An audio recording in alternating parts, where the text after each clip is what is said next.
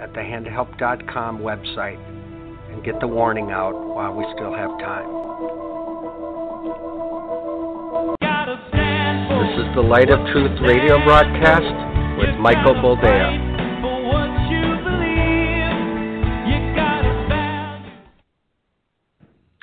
All right, welcome to the program and thank you for joining us. This is the Light of Truth radio broadcast. I am your host, Michael Boldea, and as always, it is a pleasure to be with you. As of today, March 14th, 2019, we are live, so welcome, everybody. I planned on talking about other things, but the news of the day sort of put everything else on the back burner, and that is we are now quickly discovering who the globalists among us are. So today was a vote on the Senate floor to decide whether or not to end President Donald Trump's national emergency declaration. If you don't know what that is, I pretty much declared a state of emergency, saying that there was a crisis on the southern border. What he did, perfectly constitutional. So let's not even go there. Perfectly constitutional, unlike the previous administration that created law out of whole cloth, like, DACA. But hey, it came up, for a vote. Didn't expect any Democrats to vote for it. However, I did not expect 12 Republican senators to vote for it. So we're going to get into that because it's not that I'm disappointed, I'm disgusted. Disgusted is a good word to use right now. I think it's the only safe word I can use because there's other words running through my mind. If you're still wondering about, the potentiality of revolution in this country, well, wonder no longer. Because there will come a point where enough people will realize that they're being taxed without being represented. And we will have a repeat of the Boston Tea Party. Because that was the issue. It wasn't high tea prices. It was taxation without representation. Well, our elected representatives are not doing their job. Every single one of them agreed that there was a crisis on the border. Every single one of them agreed that things were getting very volatile, and yet they did what they did. So we're going to get into an article, and to be perfectly blunt with you, to be perfectly honest with you, I think what should happen from this day forward, every time an American citizen, an American taxpaying citizen, is murdered or killed by an illegal alien anywhere in these United States, whether drunk driving, because there's a certain segment that come from a certain place that have no qualms or quarrels with the idea of getting blitzed out of their mind and then, getting behind the wheel. But I do believe that every single death of an American citizen for which an illegal alien was responsible, someone should stand up and read the name of these 12 Republican senators out loud. These people need to be shamed, either into reversing course or walking away from politics or becoming Democrats. This is beyond the pale. When I saw that a full dozen, 12 Republican senators voted to end President Trump's national emergency declaration. So we're going to get into it. For the foreseeable future, to be perfectly honest with you, if I'm doing it live, I will be reading the name of the 12 senators at some point during the program. That is how irate I am about this. Thankfully, Ron Johnson of Wisconsin, who was rumored to be in this pack of treasonous leches, decided against it. So, because I'm in Wisconsin right now, and I would have probably blown a fuse. So let's get into it. Like I said, I'm perturbed. There comes a point where you can't help stupid. You can't keep people from hurting themselves. So the next step is you do what you can to protect yours, to protect your family. You do what you can to hedge against any eventuality that you may see forthcoming, and then buy some popcorn. Let it burn. Because this is what's going to happen. There's no way around it. Look, I live in the middle of the country. You have no idea how often I don't hear English spoken in a store. I can only imagine what's happening in California and Texas and New Mexico and Arizona and even Florida to a certain extent. And there are tax-paying citizens, and again, stressor, tax-paying citizens, who are being burdened to the point of having their back snapped and having Bug-Eyed Betty and her crew yelling, "Why aren't you paying your fair share?" Eventually, people are going to get so fed up with this, it's going to turn ugly.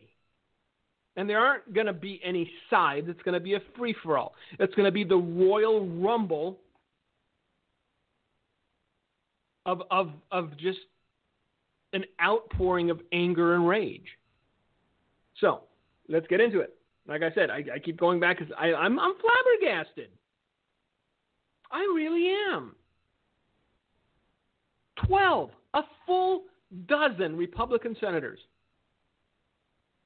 So, the article begins thusly. 12 Senate Republicans voted in favor of a Democrat resolution to end President Donald Trump's national emergency declaration. The Senate passed a resolution on Thursday to end the president's national emergency resolution. The bill passed through the Senate as well as the House. However, both times the resolution did not receive enough votes to override a presidential veto. So thankfully, Donald Trump can still veto this. But the globalists have exposed themselves. They have shown their face. They have shown that they care not a whit for the American people, for their, represented pupils, for those who voted them into office. They don't care. Some of them have been bought and paid for. Some of them are driven by ideology. All of them are traitors. There's no other way to put this. If this were a different time, people would be building gallows.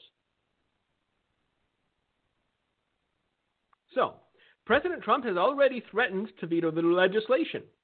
Although most Senate Republicans voted with the president and affirmed both his constitutional authority, again, constitutional authority, and his initiative to secure America's southern border through a national emergency declaration, 12 Republicans decided to join Senate Minority Leader Chuck Schumer, the most punchable face in politics, to end the national emergency. The 12 Senate Republicans who voted with Democrats to end the national emergency include, and like I said, I will be reading this list at some point during every program. It needs to sink in. These are the people that need to be highlighted. Put them on your fridge if you live in their state. Make your feelings known. They just betrayed the American citizenry.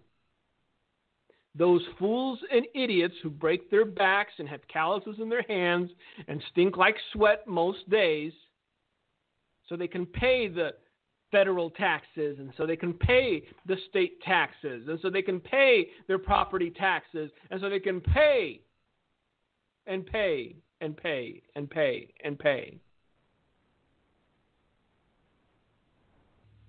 These are the 12 who betrayed America. Rand Paul, Republican, Kentucky. Mike Lee, Republican, Utah. Susan Collins, Republican, Maine. Lisa Murkowski, Republican, Alaska. Lamar Alexander, Republican, Tennessee. Mitt Romney, Republican Utah. Is that a surprise to anyone? Mitt is more a Democrat than Democrats are. Can't believe it. How can you Mormons be so dumb? You vote in these two absolute just flotsams, just human debris, just oozing pustules. Have you no sense, Utah? Anyway, let's continue. Jerry Moran, Republican Kansas. Pat Toomey, of course, Pat Toomey, Republican Pennsylvania. Rob Portman, Republican Ohio. Roger Wicker, Republican. Marco Rubio, Republican. Roy Blunt, Republican. These are the 12. Like I said, no surprise with Mitt Romney, no surprise with Marco Rubio. I'm surprised about Rand Paul and Mike Lee. But maybe, Rand Paul's neighbor beat the reason out of him. And I don't know, maybe Mike Lee's extra special Mormon underwear was a little too tight. I don't know. I'm just angry. This is insanity on its face. Because every single one of them wanted to obfuscate. Well, no, there is an emergency. However, shut up. Just shut up. Many of these Republicans have cited Congress's authority under the Constitution as the only branch to appropriate money. However,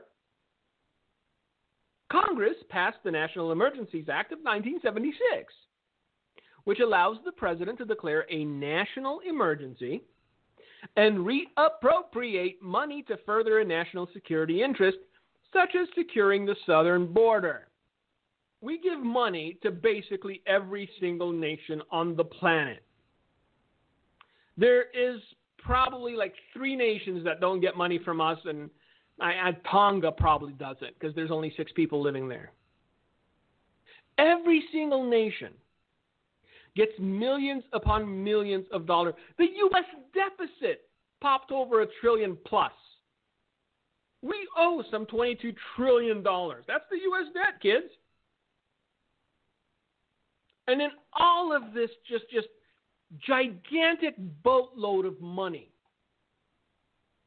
We can't find $25 billion to build the wall.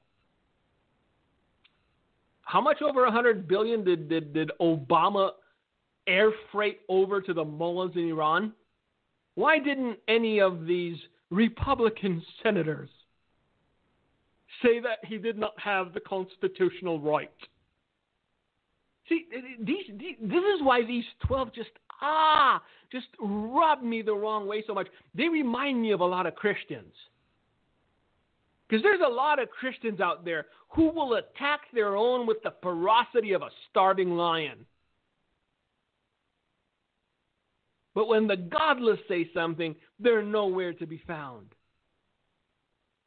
You don't read out of the King James? Die! Burn in hell! Satan shall be your overlord!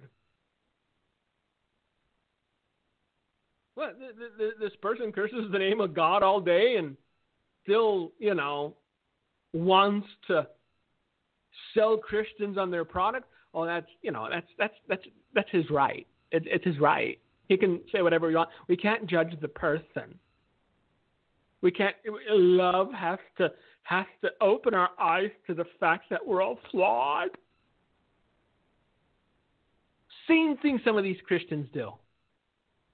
They will take a hatchet to their own and decapitate them without blinking an eye. I think this is why this whole thing is. I am beyond angry. Thankfully, I'm in the studio today and I get about 20 minutes to just unwind and relax driving home before I see my kids. Absolutely mind-boggling. It's ludicrous beyond words. Listen to this. I'm sorry, Rand Paul, you're as nutty as your daddy. And I know there's probably some libertarian out there. I'm never listening to you again. Come on. Rand Paul was a nutburger. Ron Paul's a nutburger. The apple didn't fall far from the tree. Because some things you have to be realistic about. Some things you have to look at and say, hey, this is the deal. This is what we have to do. So, Rand, shove it. Senator Paul said in a press release Thursday, I stand with President Trump on the need for a border wall and stronger border security, but the Constitution clearly states that money cannot be spent unless Congress has passed the law to do so. And yet, Congress passed the National Emergencies Act of 1976, which gave the president the right to do exactly what she did, which was appropriate money for the safety and security of the American people. So, mi scusi, Senor Rand, go flip a burger. Go fly a kite. Go on vacation. Just don't be a senator saying that you represent the interest of the American citizen when you do this. Many Republican senators also said they oppose any form of executive overreach, which includes former President Barack Obama's deferred action for childhood arrivals. Where was the vote on that? I know. We opposed it. We did. Behind closed door, we said, that's not right. No, what Barack Obama did was actually literally unconstitutional. What Donald Trump did was not unconstitutional because of the National Emergencies Act of 1976. It was never ratified. It was never done away with. So he's perfectly lawful in what he did. And you have 12 individuals who decided that, hey, it's the perfect time to tell the American people to take a long leap up a short pier. We don't care. We don't care how many gangs show up in your city, how many of your daughters get raped by illegals, how many of your mothers get murdered by illegals, how many of your sons get run over by illegals. We don't care.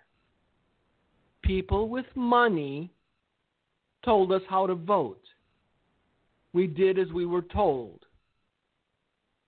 Like I said, I think it's the only remedy to this nonsense is to shame these people. Every single funeral of an American citizen that was murdered, killed, or otherwise extinguished from existence by an illegal. This list of 12 names needs to be read aloud. Every single time an American citizen gets murdered, call these senators' offices one by one and say, this is the name of the person whose blood is on your hands. This is the name of the person who died because of your cowardice. Was it worth it? And keep doing that, and keep doing that, and keep doing that. Because it's the only thing next to revolution that I see as possibly working. I'm sorry if you're still an anti-Trumper, but this guy has done absolutely everything he could, short of putting on a hard hat and grabbing some bricks. And when his own party stands against him, when the entire media complex reports everything he does in such a biased way that they make him out to be some evil dictator, what's left? Further, Senator Josh Hawley, I'm just so disgusted. I apologize. I know I should be able to control my emotions, but no, because I have kids. This is the one thing that I keep repeating over and over to people. Why are you so passionate about these things? Because I have kids. And this is pretty much the last bastion. I don't know where else we're going to go if this thing falls apart. And so I'm going to have to do what I can to make sure that it doesn't. I can't do much. It's just me sitting in front of a laptop, speaking into a microphone. But I do what I can. Many Republican senators also said they oppose any form of executive overreach. However, one federal district judge ruled in August of 2018 that DACA was illegal, whereas many lawyers have argued that Trump has the authority under the National Emergencies Act of 1976 to reappropriate money to build the wall. And herein, that's it, in a nutshell. Where were the votes against Obama? Where was the heroic Randius Paul? Where was the heroic Marco Littlehands Rubio? Where were they when Obama literally broke the law, did something unconstitutional? Was there a vote? I didn't hear about it. And yet Donald Trump did something perfectly legal within his authority due to the National Emergencies Act of 1976. And here come the heroes, riding white horses, justifying their cowardice. I don't know. I'm disgusted. I don't know. Further, several attorneys general, including Texas Attorney General Ken Paxton, Indiana Attorney General Curtis Hill, and Louisiana Attorney General Jeff Landry, wrote an op-ed Thursday affirming Trump's constitutional authority to declare a national emergency to build the wall. Senator Josh Hawley, a Republican of Missouri, a constitutional lawyer who voted in favor of keeping the national emergency, came out last week to affirm Trump's constitutional authority to declare a national emergency.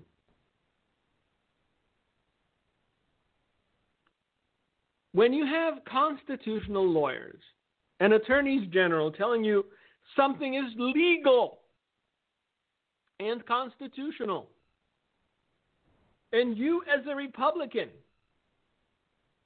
decide to get on your high horse and soapbox and try to justify voting to eliminate the president's ability to do anything on the border, the one thing you have to do is follow the money. It's all about the money. Follow the money. Follow the money. Someone is pumping millions of dollars to keep the borders open. Somebody is pumping millions of dollars to try to get over the hump that is Donald Trump, hopefully have a victory in 2020 and get back on the tracks of globalism. So yes, 12 traitors calling themselves Republicans. You're not going to convince me otherwise, so don't even try. Read their names aloud. Let those you love, let those you know, let those you congregate and associate with know their names. These are the men who chose not to protect America's citizens. These are the men who chose not to close the southern border for whatever reason.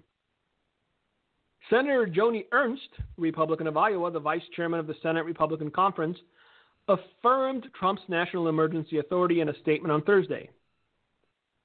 She wrote, "There is a humanitarian crisis at our southern border that demands attention and action.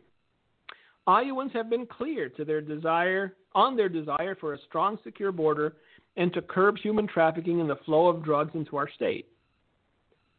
The Iowa senator said under the National Emergencies Act, the president has the authority to make this decision, and while I've consistently stated this is not the approach I would have preferred, I do recognize the need to secure our border. The Senate vote announcement comes as a Morning Consult suggests that nearly 3/4 of Republican voters would more likely vote for a candidate if they back Trump's national emergency on the border. Another thing worthy of doing, if you happen to be in the state of any of these 12 leches, primary them. Find somebody and primary them. They do not deserve to be in leadership. They do not deserve to be senators. Now, Utah's probably still going to vote them in because it's Utah. But hey, the other 10, do what you have to. In an interview with Breitbart News this week, President Trump said he found it hard to believe that any Republican would vote against his effort to secure the border. Well, there you go. That's what you get for thinking that Republican senators are honorable men and women. After the Senate passed the resolution to end the national emergency, Trump tweeted that he already had plans to veto the legislation, saying, veto. And thankfully, he can veto. So, back to the list. Rand Paul, Mike Lee, Susan Collins, Lisa Murkowski, Lamar Alexander, Mitt Romney, Jerry Moran, Pat Toomey, Rob Portman, Roger Wicker, Marco Rubio, and Roy Blunt. These are the men and women who would prefer that American citizens die at the hands of illegals than vote to secure the southern border. Nope, there is no other way around it. Now, on the heels of this, one Nancy, where am I Pelosi, said at her weekly press conference Thursday she personally would support lowering the national voting age to 16. So, in case you haven't been able to put all the pieces together, in case you're still wondering what's happening, the Democrats are doing absolutely everything they can to ensure that there are no surprises in 2020. So on the one side, they want to flood the country with illegal immigrants. Nancy Pelosi has already made her feelings clear that she believes illegals should have voting rights just like tax-paying citizens because they're people after all. And now, another harebrained idea from this amazing moron is that she wants 16-year-olds to vote. Now, I was 16 once. Perhaps you have a 16-year-old in your home. Would you trust them with the future of the country? You promise them some Twinkies and a Yoo-hoo, and they'll vote for whoever you say. But see, there's just everywhere you turn, there's another piece of the puzzle falling together. This is the big push. Trump took them by surprise in 2016. They don't want a repeat of that. So they're coming at it from every possible angle. They want to legalize marijuana nationwide. They want to have voting age to be 16. They want to let illegals vote. Because, see, up until 2016-17, they were assured the black vote. And so they didn't need to import any new Democrats. But they're beginning to see an awakening. They're beginning to see a walking away of people that they could count on to vote for them repeatedly. And so they realized they need to replace that voter bloc with another. And this time it's not going to be something that they have to cater to all the time because illegals are abundant. You just bring them on in, give them voting rights, and even if 10, 15, 20 years down the line, some of them wake up and stop voting for you, we'll just bring in fresh ones. This is one of the reasons that they don't want the question of whether or not somebody is a U.S. citizen on the census. I'm sorry, if you're not seeing the danger here, you're not looking. If you're not seeing the plans they're attempting to hatch, then you're asleep.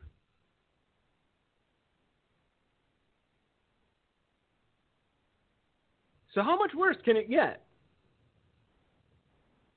before eventually enough people get fed up? What do your taxes have to be in order for you to say, not worth going to work today? What, 60%, 70, 80, 90, 95? Well, they're already 40 plus.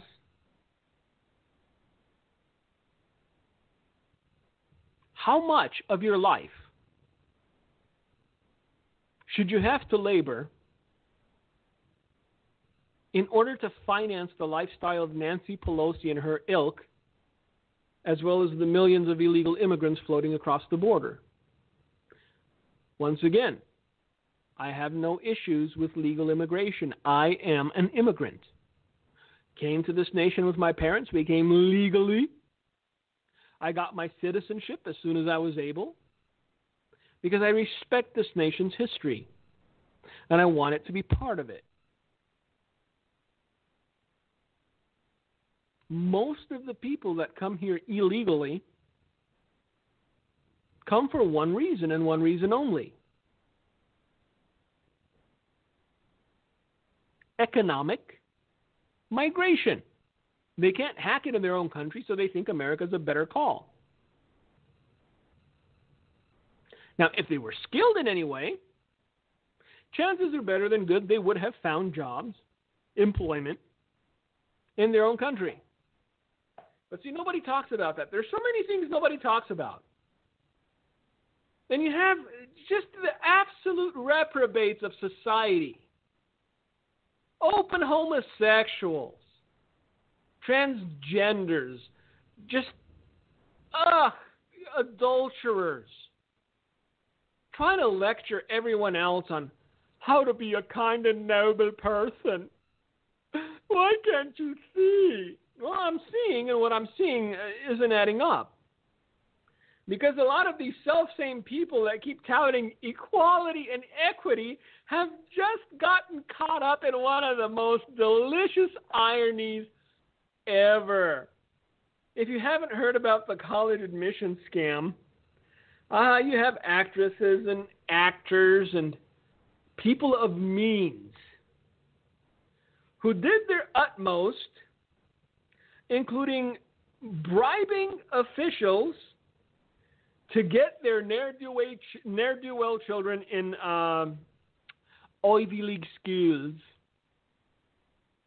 So yes, this whole thing is just blowing up. And it is deliciously ironic. And I want to sort of present my take on this because I think it may be a little different than most. Because when you boil it all down, a lot of people, these people just love their children. Wouldn't you do something for your child if you could do it for your child? This is not love. This is narcissism. It's not about the kids. It's about the parents. Just follow me on this. First of all, right out the gate, the best thing you could ever do for your child is let them fail. It teaches them character and it builds it. So here you have millionaires and multimillionaires, moguls, actors, actresses, whatnots. The epicenter of this is Silicon Valley, so you know that these people aren't overwhelmingly Republican. It's those that try to push, equity and equality on the rest of us. Those that roll their eyes and say, pay your fair share. Now, these people knew the kind of offspring that they had. If for the first 18 years of their life, every time they came home, they smelled like weed, and the only thing of note that they'd ever done was learn to make the duck face while taking a selfie, these parents likely knew that their kids weren't geniuses. They likely knew that all things being fair, some poor Korean kid would likely get the spot at Harvard or Stanford or wherever else they happen to squirrel their way in and bribe enough people to get their retarded kids into these schools. But see,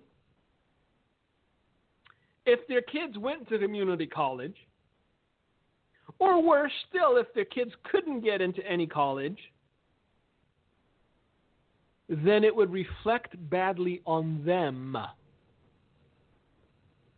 You have to understand that the narcissism of this is beyond the pale. If you begin to see it for what it is, these people didn't shell out $500,000, one of them, $300,000, $200,000, $400,000. They didn't shell this money out because they love their kids. They shelled this money out because of their own narcissism. Because they needed to be able to say, my daughter goes to Harvard.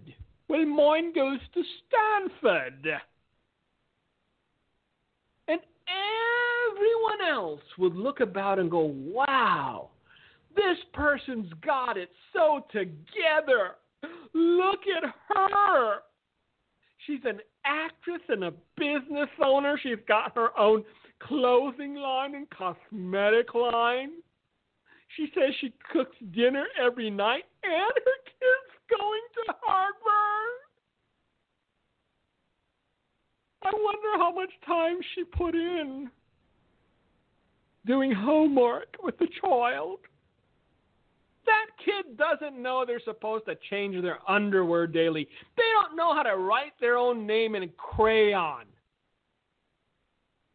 They had to Photoshop their faces onto the bodies of other kids that actually had talent.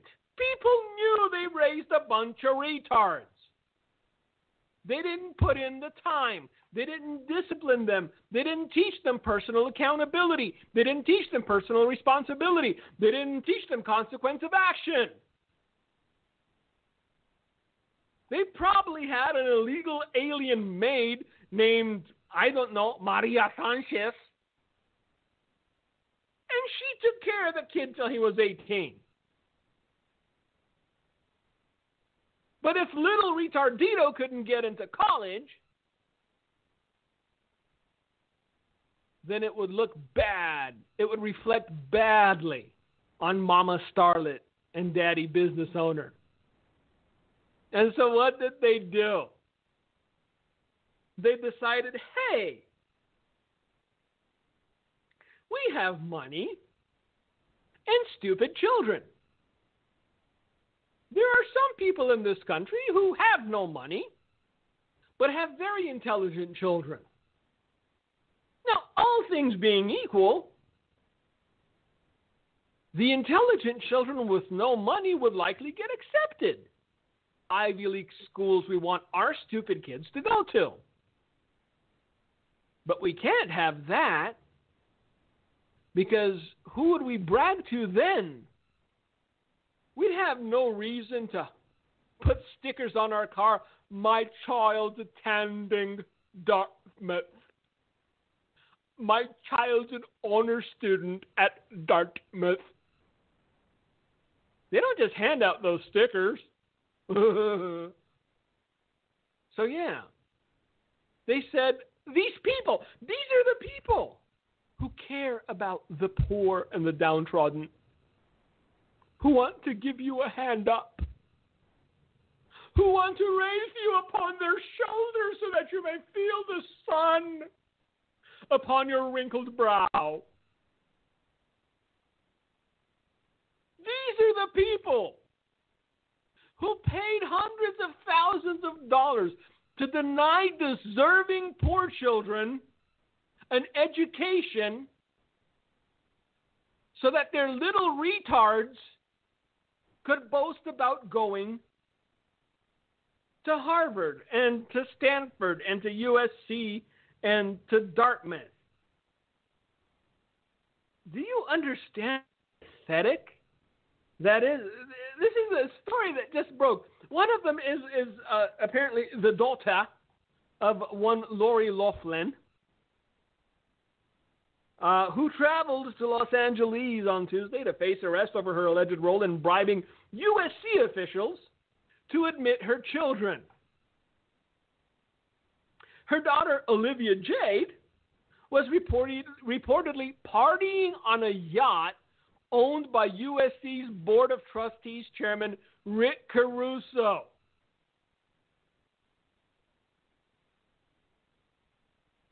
When her mother had been charged earlier that day.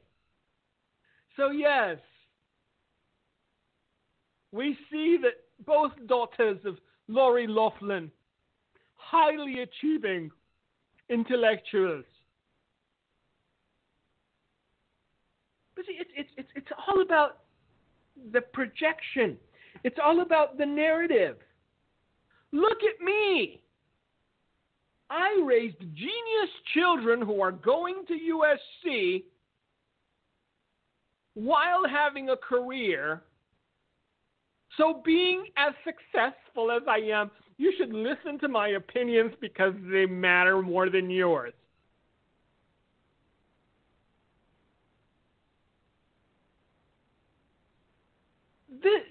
The reason this is so disgusting is the narcissism with which it was done. Look, I'm not a pearl clutcher. I'm not going to fake outrage this. There was a time in the Ukraine when for a couple cartons of cigarettes and $100, you could have a doctorate or a master's degree with all the requisite backlogged tests and everything else. This slam dunking. I know people that don't know how to read that have 3-4 masters. And then they came to the United States and pretended to be geniuses or genii because they had doctorates and masters from Ukrainian universities. You see, when these people say, I have kids at USC, at Stanford, at Harvard, or I'm a graduate of Stanford and Harvard, there is an immediate assumption that they have a certain level of intellect, that they have a certain level of intelligence, that they worked hard to get where they got, that they passed the test they were supposed to take. But hey, if you got enough money, you could just be partying on the USC Board of Trustees chairman's yacht all day, and then you too can have a master's or a doctorate. And these people graduate absolute buffoons, not knowing how to string two words together, but they have a diploma. They graduated summa cum laude. And then, most likely, they get into politics. Because apparently that's where all the retards gravitate. But they wouldn't be able to get into politics if they didn't have the diploma. They'd never have the diploma if mommy and daddy didn't shell out hundreds of thousands of dollars in bribes to get their room temperature IQ behinds into Ivy League schools. So I found this quite entertaining because of the angle I saw it from. Again, not about the love, kids. It's not that these parents love. They're too jaded to love anything but themselves. Do you understand that? It's the narcissism. When a narcissist realizes that someone else might make them look bad, they'll do anything to keep it from happening. Narcissists can't love anyone but themselves. I guarantee you some of these kids called their maids mom. But when it came time for them to, make mommy look bad, well, we can't have that. Well, I don't think I can get into any college with my 2.1 GPA. It's okay, honey. We'll take care of it. And then you have kids from middle class or lower middle class families that did the work and put in the time and have 4.0, 4.1 GPAs. And because one of these louts filled their spot, they were rejected. Understand the ramifications of this. It's sort of a ripple effect that just keeps going and going.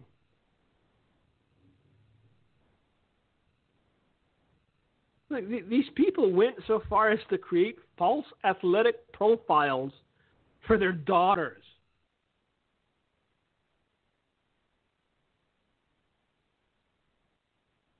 They took photos of their kids rowing on rowing equipment to advance the lie that she was a rower. So yes, this is the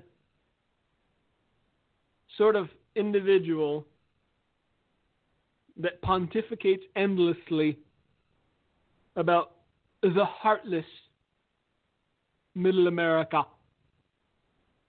Look at us! We have successful careers. We have intelligent children who go to Harvard and Dartmouth and USC. Why wouldn't you know better? No, you're going to jail. I hope every single one of them goes to jail. And it's already started. And honestly, this would be a reason for me to have an ice cream.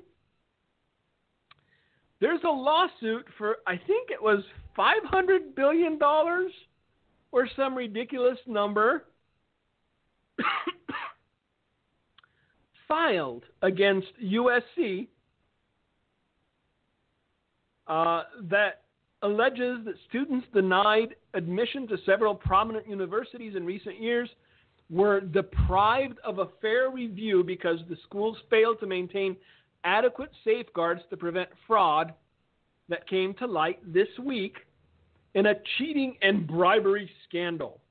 I hope they all go broke.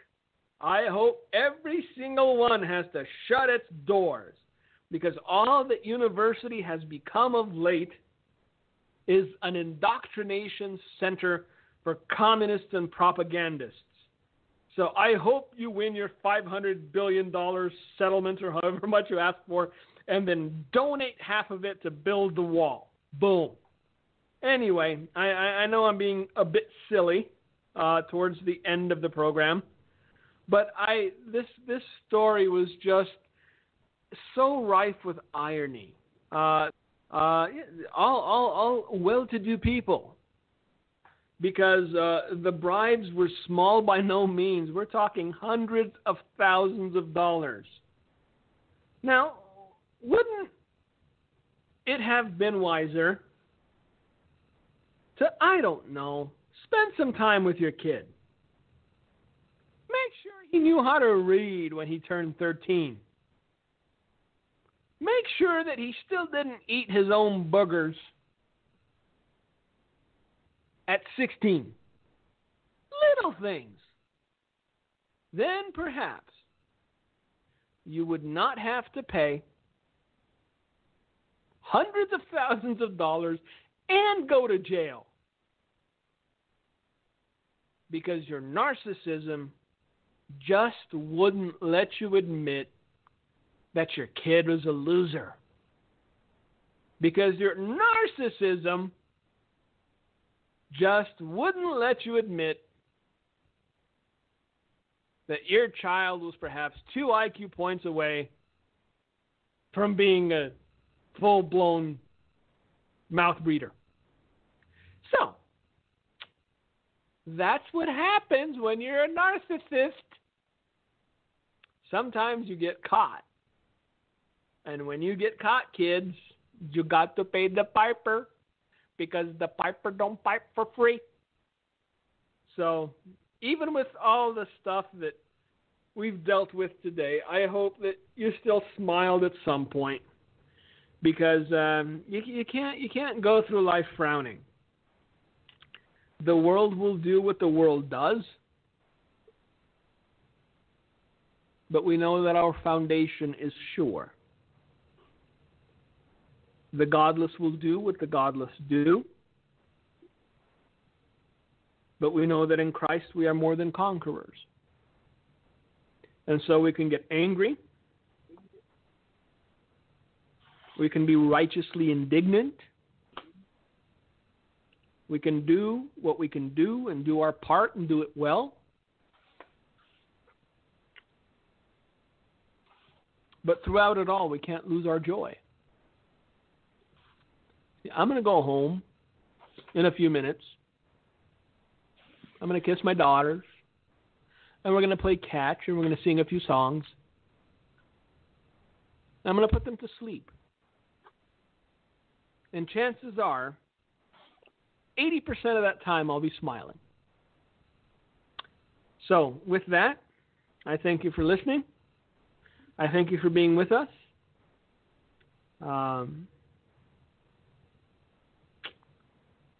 Be strong. It's not over. It's going to get darker. Be the light. And with that, I'm going to turn it over to Gino, and he might want to tell you a few things. God bless you. Thank you, Mike. Yep, be the light. Just a couple things. At the end of the month on Thursday, here in March, we will have our day of fasting and prayer for life. We call it Stand for Life, March 28th. And keep me in prayer. I wrote 2 pro-life songs, and one's called Stand for Life and Right to Life. Just pray God will open a door to get the songs recorded and continue to promote this day of prayer for the preborn. As some of you might know, there's been an absolute war against the sanctity of life, including New York's law, infanticide law that's been passed, where you can have an abortion up to the day of birth. And the second thing is Mike will be in Dallas at the end of the month for the Hear the Watchman conference. If you're anywhere near the Texas area or desire to go there and listen to God's men that have, a prophetic voice in this country, and there are some, I would urge you to go on the hearthewatchman.com website and try to attend. Amos says God will do nothing till he tells his servants, the prophets. And, the overriding theme that I get from Mike tonight is revolution's coming. And when you have 12 Republicans basically jump ship and oppose oppose the Trump on such an issue that affects our country, it's crazy. And the house divided will what? Not stand. A country divided will not stand. And you know what? God's wanting people to get proactive. Can't stay silent, and we can't wait on someone else to blow a trumpet. Please consider that you're a voice of change. You might say, what does it matter that I speak out or speak up? Well, 1 and 1 adds up to 2, and the more you replicate that, the more that you have a small army that turns into a movement. And in your state, I would advocate, if you can, please stand for life. If you're in your state, stand against sex trafficking and perversion and marijuana laws, because we're losing ground. And we can't lose any more. We need to gain ground.